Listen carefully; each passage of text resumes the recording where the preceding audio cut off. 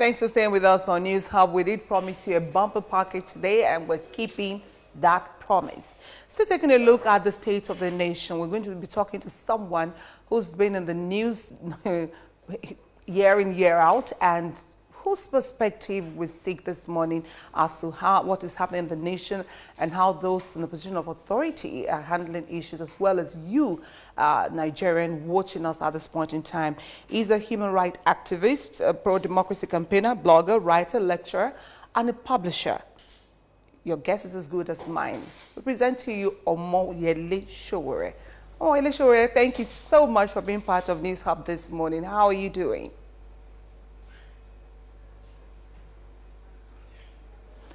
All right.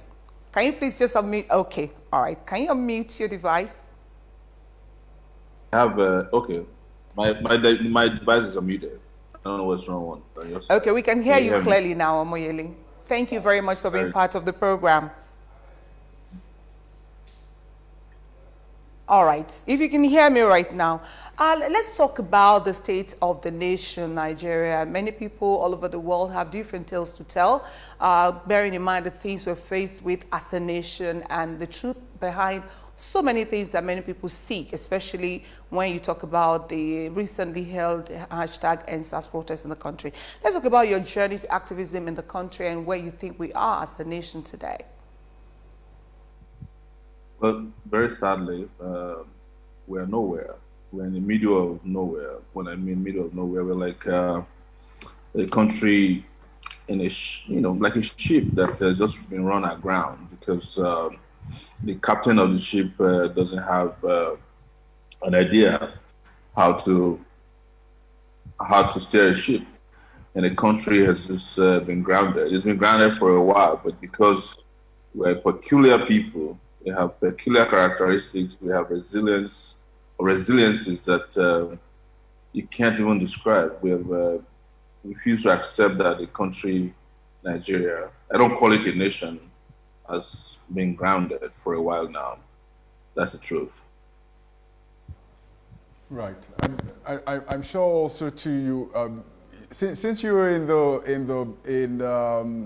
journalism world also too, I'm sure you see those stories coming and out every day, and deeply troubled with the state of insecurity in the country, where I'm asking what you think about the fact that we've had killings go on in Borno State, the most recent happening a couple of days, and the governor of Borno State, you saw the pictures there with the number of farmers and fishermen who were, killed.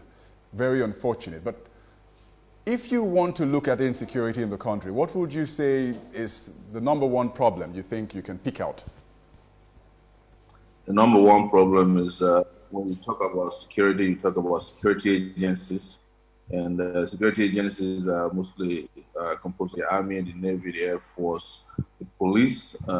In the case of Nigeria, we have additional, what I would call supernumerary security agencies. We also have the, some like the civil defense, federal road safety. They need coordination, they need organization, they need leadership. And the person who leads security agencies of a nation is referred to as the commander-in-chief of the armed forces, for those ones who bear arms. And there are about 5 or 6 of them, if not more, including the customs now, immigration. Plenty of them bear arms. It is that person, the commander-in-chief of the armed forces, that is missing in action. I don't think he has the capability. I don't think he has the presence of mind. I don't think he has the ability to coordinate, organize, and direct these forces to protect the citizens of Nigeria. That's the truth. And when people wake up every morning, issue press releases, or organize press conferences, or hold meetings to say that they should fire service chiefs, I laugh at them, because the problem is not service chiefs. The problem is the commander-in-chief of the armed forces, who is not in control of his duties and probably not even in control of his own cognitive abilities to govern the country. Okay. You've never hidden your reservations about how the administration of this country has been under President Muhammad Buhari. In fact, everybody remembers the fact that you go for revolution now. Let's put into perspective the recently held hashtag NSAS protest. You had wanted to do that on different occasions. You'd called for protests, and we've had such instances being put under control by the government. Why did you think the earlier planned protests did not enjoy the level of support that the hashtag NSAS enjoyed? It's not true. I've been engaging in protests since I entered the University of Lagos in 1989. So, and participated, organized, coordinated, directed protests for 10 years between 1989 and 1999 when I left Nigeria. And those protests combined led forced the military out of power. Sometimes protests succeed, sometimes they don't succeed. Sometimes protests serve as a warning shot. Sometimes they serve as a duty, as a way of energizing people, conscientizing them, educating them.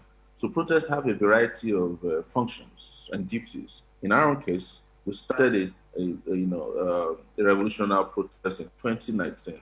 It is not true that it wasn't successful. If it wasn't successful, I wouldn't have been arrested before the protest. If it wasn't successful, the government would not have deployed forces all over the country and arrested and detained people across the country. It was successful. And I was detained for 5 months because they were afraid of the protests. Even the NSAS protests we're talking about, no leader of the NSAS protest is in detention as we speak. When I say leaders, I mean in promoters. There are still several persons that are in detention. So just to be clear about that. But I was targeted for that reason in 2019. And after I came out, we started organizing again. When I was in detention, organizing was going on. Even the DSS accused me of organizing while in detention, while in Comunicado. So the protests never stopped. The organizing never stopped. The communications never stopped. The conscientization, the education, the movement of people to put an end to the shenanigans of the Buhari regime never stopped. So on August 5, 2020, we had a protest. The government was shocked. It was headlined everywhere. And they sent Femi Adesina, who's the spokesperson to the governor, to the president, to say that it was a child play. And then that energized more people to say, look, it's not going to be a child play next time you hear from us. And then on October 1, there was a protest across this country. On October 1, we rejected the Nigerian Independence instead. Because of that, they couldn't hold Independence Day. On October 8, we were the first group of persons to lead NSAS protesters to the headquarters of the police, the Nigerian police headquarters in Abuja.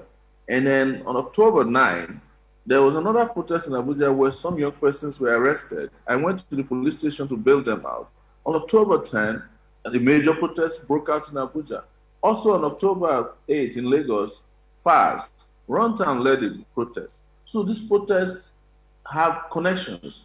You forget about the hashtags. I've always told people that the hashtag against us is just a nomenclature for disagreement with the government, loss of confidence in the government, whatever hashtag is called. The most important thing is that people are tired and sick of the Buhari regime, and they organized themselves and protested. And we have always been part of that. We've driven that. We've supported that.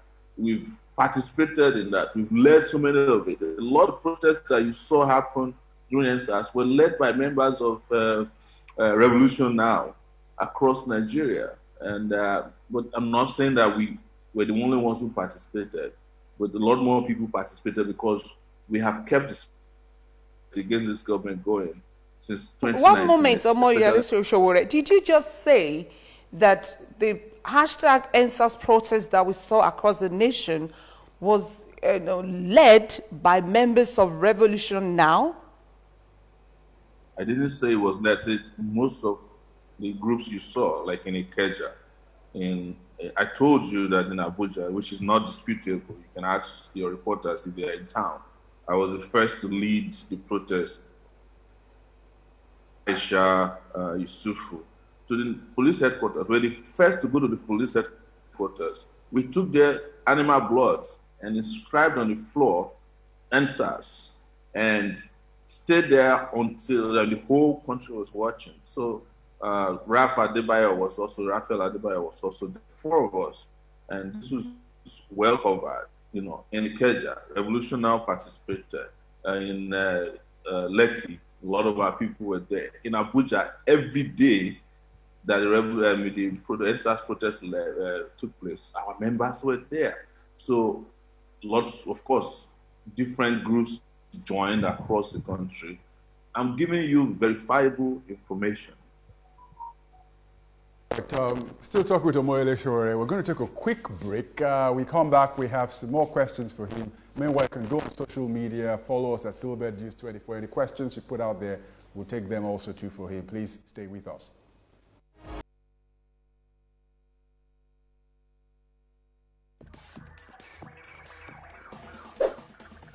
You can now stream Silverbird News 24 live on mobile app. All you need to do is to download Silverbird News 24 app from Google Play Store on your Android devices and App Store or on your Apple devices. Tap the live button at the bottom bar to watch us live 24/7.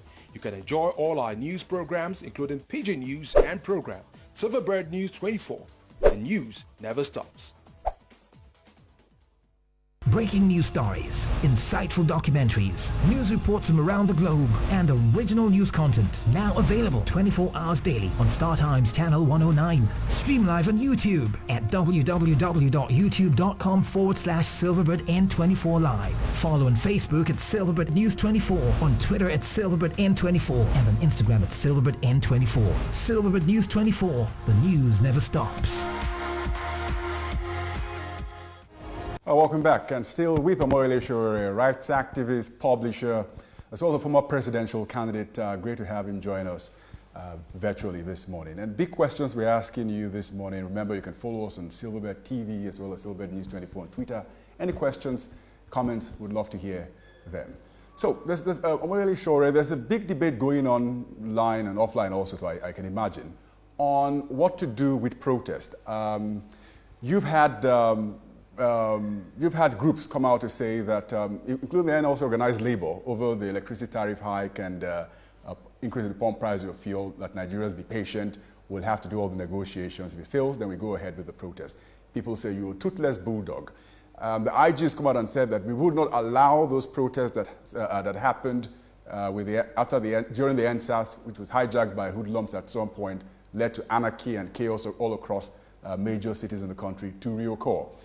And I'm sure you're thinking, with your several years, on the field and protesting and all of that for improved lives for Nigerians generally, what are your thoughts? Do you think warnings and all of those sort of things, people are beginning to rethink whether protests work or not? No, look, during our days as student leaders fighting against military rule, we had not only warnings. We would do protests the next day, the military would have expelled you for using these useless vice chancellors who were our university administrators in those days. It didn't stop us. I was expelled twice from the University of Lagos. I was shot at. They killed people beside me on Ikorodu Road when Abacha was passing. But where are all these people today? We stood our ground, fought for democracy. Democracy became a reality in 1999. And then morons took over the democratic process in Nigeria. That is why 20 years later, we are still having a conversation about the right to protest. If you go to South Africa today, nobody can stop you from protesting, because even though they emerged from apartheid in 1994, which wasn't too far from when we emerged from military rule, that you still have an Inspector General of Police who says to you that you can't protest, even though their own constitution, which they imposed on Nigerians in 1999, that useless constitution, says that you even have a right to protest, shows that we haven't had democracy yet.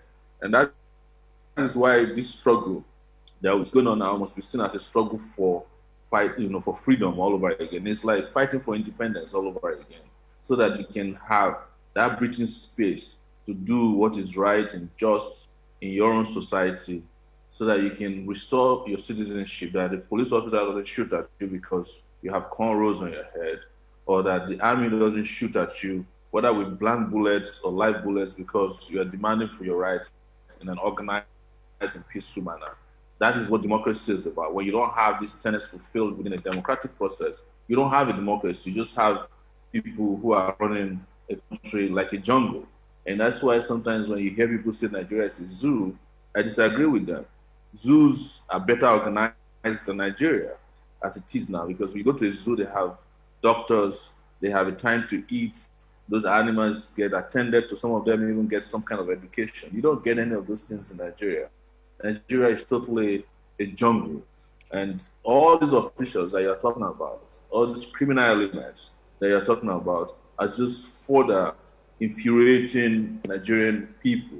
And none of the things they are saying will stop people from, getting the liberty they need so that they can have a breathing space. It's not the first time we hear IGs, hear military commanders, governors say all kinds of crap in Nigeria. But we were able to overcome all of them. Some of them, if you see them today, you think that trailers ran over them. They are nobodies. And that is why young people, or the Nigerian people in general, should disregard sensible talks from all these jobbers and focus on how to deliver and rescue this country and make the country a better country, because it's about their own future. It's not about the future of the IG. His future is secured. The daughter gets a job without applying for it at NISA. Why would the IG care about you? He doesn't care about you. He cares about his job, his family, his own personal interests. Okay. But you have to the general interest of the people, and that's why we're here. All right, that's why we suffer. Mr. Omoyele, Sowore, maybe a very good place to come here, and let's let you know also that everything that's been said by Mr. Omoyele Sowore expressly his opinion and not those of Silverbird Television and Silverbird News 24. Now most of the times you come to talk about government, criticize government, and what is expected is a good thing to criticize the government. That's one of the dividends of democracy that we have when we operate this kind of system in any country. Now we're seeking solutions to what we've been talking about. For instance, you just heard about the killing of 43 farmers in Borno on Saturday. And the government of the day has said that, anti-terrorism was one of the tripod on which this administration came into power. And you've said that the government is not doing anything about it. If you started with the responsibility of fixing it, how would you go about fixing the security of the country? What isn't this government doing to get the country secure? Let me address first and foremost the caveats you are giving about my opinion. I'm also in the media. I told the people who invited me on your show that I'm coming to give my opinion free of charge, and I'm not going to hold anything back. I don't have to come on TV to say it. I can say whatever I want. And I know you guys come under the burden of the draconian rule of the government when it comes to the NBC. But I'm here to speak my mind, because that is the only thing that will be recorded for history. The government does not exist. This government has not done anything to safeguard the lives and property of the Nigerian people.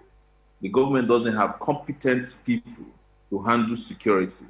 When I was running in 2018 and 19, I said it clearly, I would have fired every army general that has been involved in the fight against terrorism. They are the most incompetent people you can have. They are not interested in ending the Boko Haram war. Boko Haram has, the war against Boko Haram, or war against terrorism in Nigeria, has moved from being a security matter to a business. At the moment it crossed that boundary to business, there is no ending it except you fire the operators, you remove them. In some cases, try them openly for the crimes they are committing against the humanity of the Nigerian state. Some of them are committing treason, absolute treason. There are some issues, as a reporter that I know over these years, that some issues are as bad as coordination between the Air Force and the Nigerian Army. Is the reason you are seeing all of this, because there's rivalry between the chief of staff and the chief of the air staff over who becomes the chief of general staff. Is the reason why people are getting killed over just personal ego. These guys are not worth running a classroom. In decent societies, the people you call chief of this, chief of that in Nigeria cannot become class captains. So that's the truth, except we get to that point where we're telling ourselves the very naked, fundamental truth about Nigeria, the operators of Nigeria, the people who are sabotaging Nigeria, and the reason why Nigeria is the way it is, why Ghana is better than Nigeria, whereas Nigeria should be run better than the entire African continent, why Benin Republic is better than, until public officials, whether appointed or elected, are able to tell the truth about the socio-political condition of Nigeria. Even you guys in the media are wasting your time, because I see most of the time you guys want to be window dressing Nigeria's situation. Oh, don't let it's Sowore's opinion. Of course, it is not Sowore's opinion. It's the opinion of the entire nation that Nigeria is not working. Why are you deceiving everybody? Why do you like to sugarcoat what is wrong with your country? It's your country too. Media men, if the country is not safe, it's not safe for you, it's not safe for farmers, it's not safe for teachers, it's not safe for lawyers, it's not going to be safe for doctors, nurses, it's not going to be safe for anybody if you keep telling the lie. Mr. Sowore, for your submission, it is well respected, and that was why we brought you on the program, so that we can seek your opinion on the way forward for the country. And you've just mentioned that if you had your way, you would get all the generals working, and so that's the way you get it sorted with. What do you think? These generals can never, but most importantly, okay, who I will get fired is the commander-in-chief of the armed forces, who is the most incompetent person that Nigeria can produce in that position. People should stop asking him to resign. I don't think Buhari has the presence of mind to resign as the president of Nigeria. And the National Assembly, which is a rubber stamp body, cannot impeach him. Nigerians must rise up and ask him to go. That is the solution, because he can't shape up anymore. What you would do, because most of the times when we come and we talk about criticize governments, even businesses, companies, so to speak, is for us to have a way forward. Right now, what can we do to fix the nation, aside the fact that you want the Nigerians to come out and remove the president? If that's not happening, what's the way forward? There's no, look, it's like a bad marriage, right? Where you are subject to constant abuse, and you say you want out of the marriage, and the judge keep telling you to go back. One day, the judge is going to have to sign off on your debt. So that's not the solution. What I'm saying is that why are we deceiving ourselves? That somehow we can give suggestions to somebody who doesn't listen, or who doesn't even have the presence of mind to understand how to process and analyze, and implement suggestions. That's the truth. If you ask truthfully, if you know ministers, if you know departments and leaders of agencies of government, if you know them privately, if you know, they will tell you that there's nobody in charge of Nigeria. There's no nation there's no country that deserves to have no one in charge, especially at crucial times like this, when other nations are grappling with COVID-19, they are grappling with security, terrorism, unemployment, serious infrastructural deficits, terrible economic conditions. The Naira just went from, I don't even know what it will be by the end of today. It's now at 503. If you have $2,000 today, you are a millionaire in Nigeria. So if you saved in Naira for a year, it's not up to $1. Why are we still giving suggestions? Who are you giving suggestions to? You are giving suggestions to the deaf. So that's why I'm here.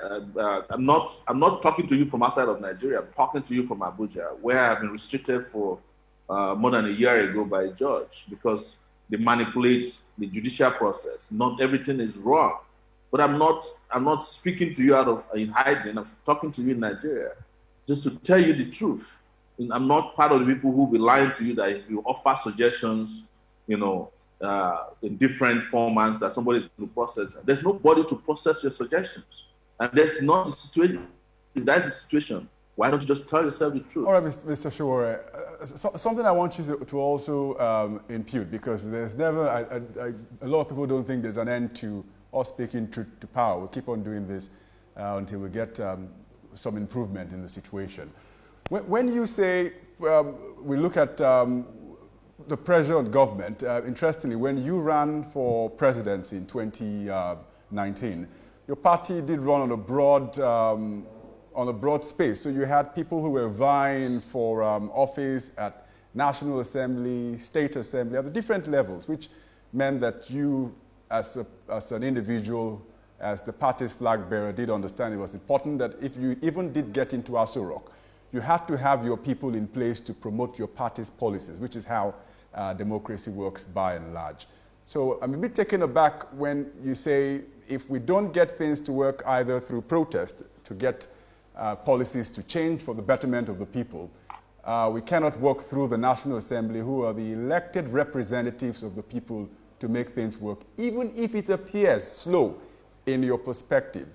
What do you have to say about that, Mr. Sowore? See, there's a difference between elective or elected National Assembly or a selected National Assembly.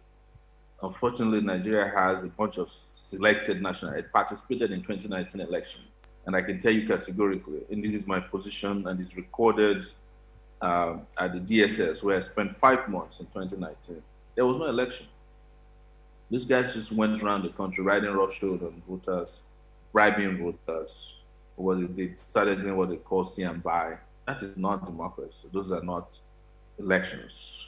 So whatever becomes a product of that process cannot be regarded as elections simply because they got away with it. It's just like saying that because a robber successfully robbed a bank and made out all the money in the bank, you make him the CEO of that bank. That is what you're telling me. If your logic were to be acceptable.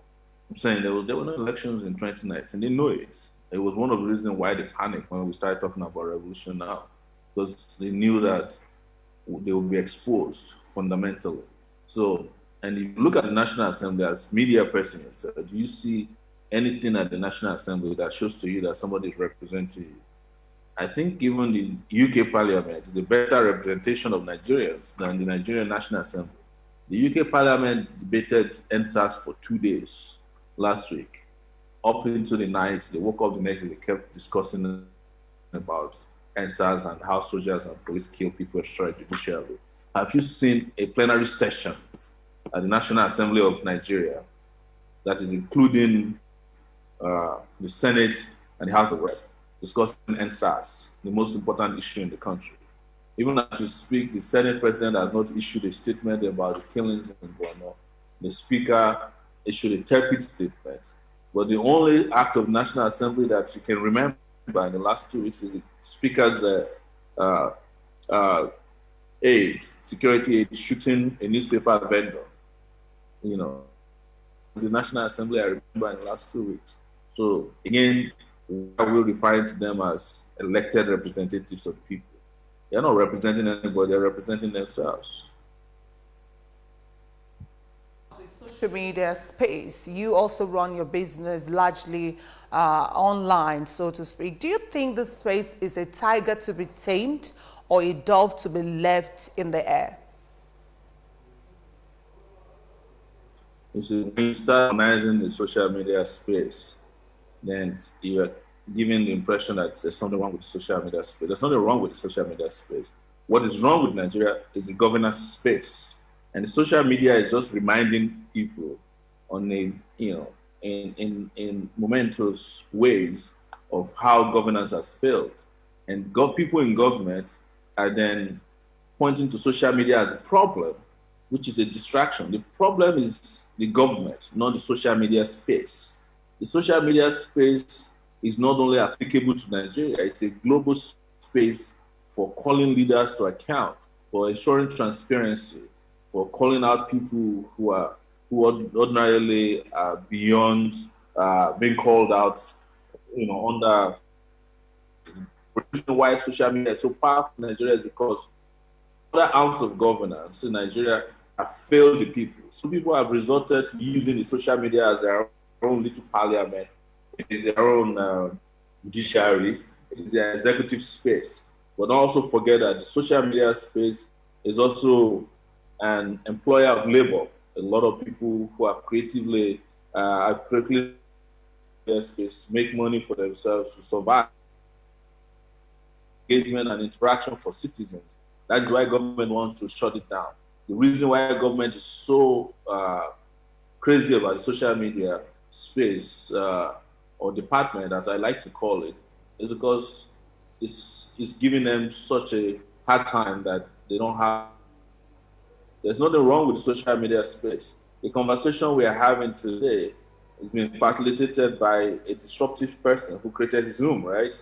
So I came from my room in Abuja, talk to you. If Zoom did not happen, I would have to walk to a TV station or one of those. Sure. As we bring the discussion to an end, because time flies when you're having a big discussion. It's a question we also asked Chris Iwokobia Jr., who we interviewed earlier on. Who interestingly was also a presidential candidate, I think 2011. There's already a lot of movement towards 2023 general elections, you know, to the consternation of many thinking that the election just happened in 2019. But will you be contesting for the elections in 2023 if the opportunity showed up? I'm contesting for freedom, first and foremost. If this country is not free in 2020, and there can be a free 2022, extrapolating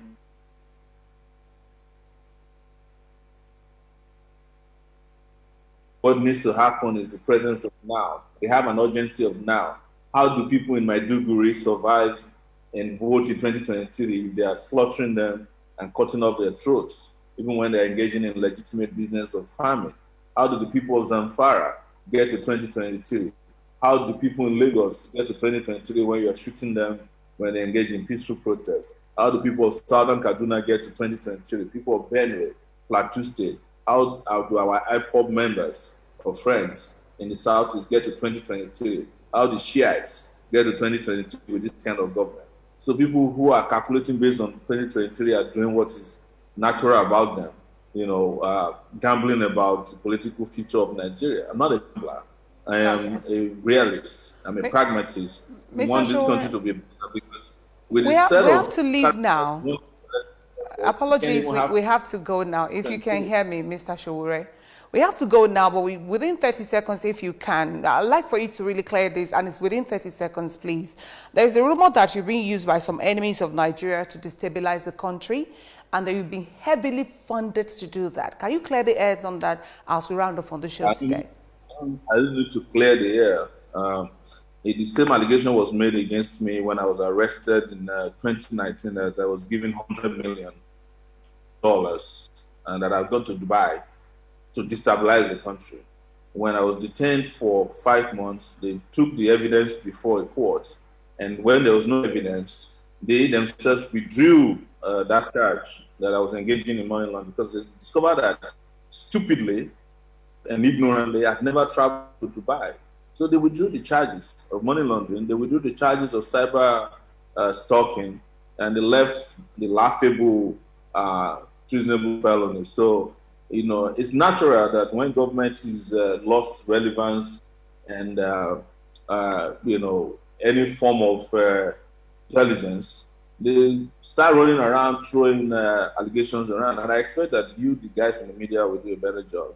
They've been accusing me of trying to destabilize Nigeria since I was 18 years old when I entered the University of Lagos. You know, there's nothing to destabilize in Nigeria. Nigeria is already destabilized by its own leaders. All right. We are here to fix Nigeria.